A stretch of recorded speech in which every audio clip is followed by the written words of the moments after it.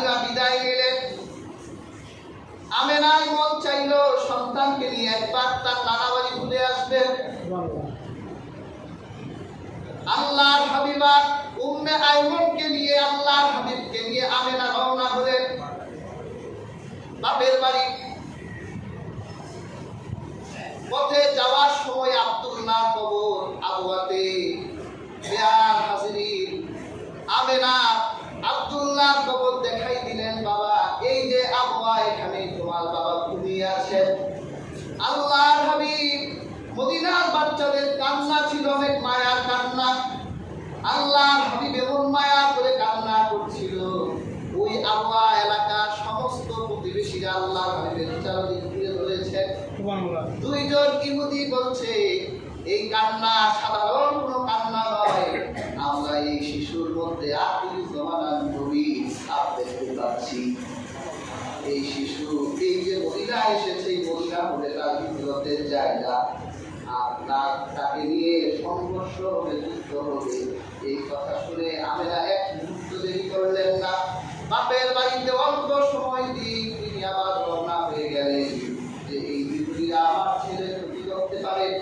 রওনা হয়ে গেলেন শ্বশুর বাড়ির দিকে। বেয়ার হাজিরিন রাত নামলো।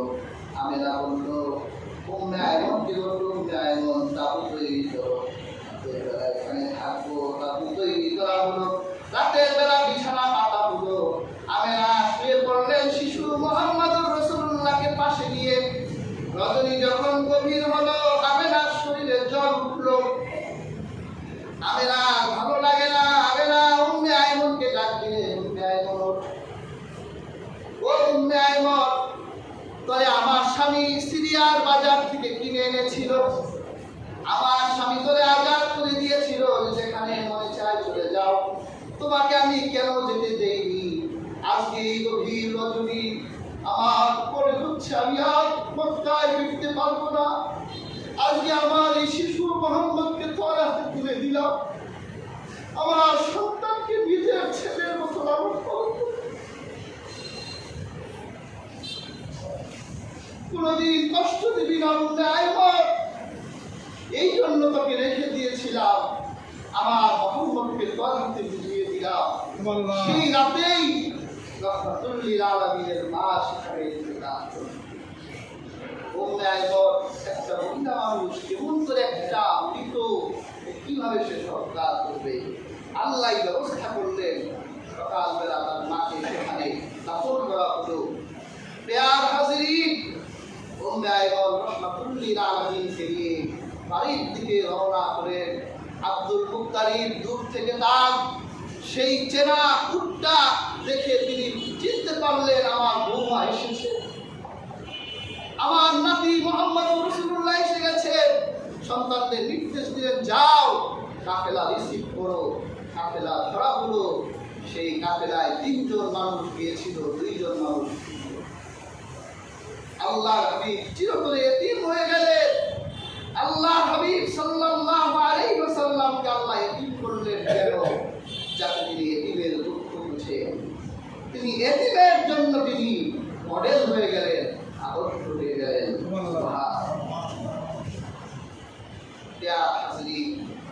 তারা হলেন রাসূলুল্লাহ অভিভাবক। তারা তো তৎকালীন তিনি আরবের নেতা ছিলেন। মক্কার চত্বরে আব্দুল মুত্তালিবের জন্য একটা ফরাশ বিছানো হতো। তিনি ওই বিছানায় বসে তিনি বিচার আচার করতেন। আদবের কারণে এই বিছানার ভিতরে তার ছেলেরা, মুহাম্মদ রাসূলুল্লাহ চাচারা কাউকে বসতে দিতেন না। সবাই এই চাদরকে কেন্দ্র করে চাদরকে বসতেন। আর আল্লাহর হাবিব যখন ঘর থেকে বের হতেন, এক দৌড়ে তিনি চাদরের উপর বসে পড়তেন।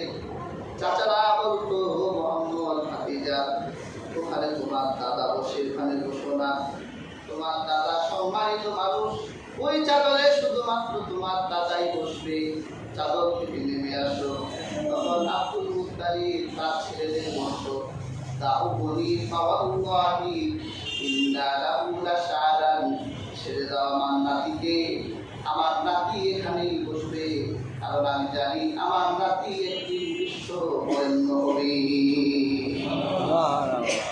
আমি যেরকম এই চাদরে বসে কুরাইশদের নেতৃত্ব দেই, আমার নাতির ব্যাপারে আমার বিশ্বাস হলো আমার নাতি এই আরবে বসে গোটা দুনিয়া শাসন করবে। সেটাই তো হলো। গোটা পৃথিবীর জমিনের রাজধানী যদি রওজা মুবারক হয়, তাহলে আল্লাহ নবী রওজা মুবারক থেকে গোটা দুনিয়া ইসলামের নেতৃত্ব দিচ্ছেন।